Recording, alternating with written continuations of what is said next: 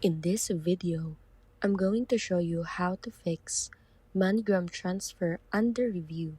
First, check your email and SMS messages carefully for any request from MoneyGram asking for identity verification or additional information and submit it as soon as possible.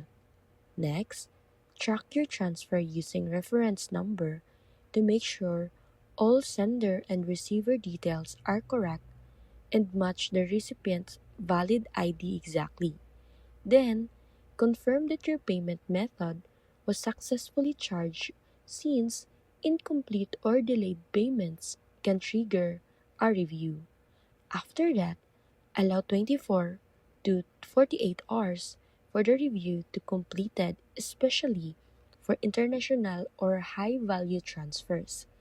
Also, avoid canceling or resending the transfer while it is under review because this can cause further delays. And if the status does not change after 2 business days, contact MoneyGram customer support with your reference number so they can help release and complete the transfer. So that's it.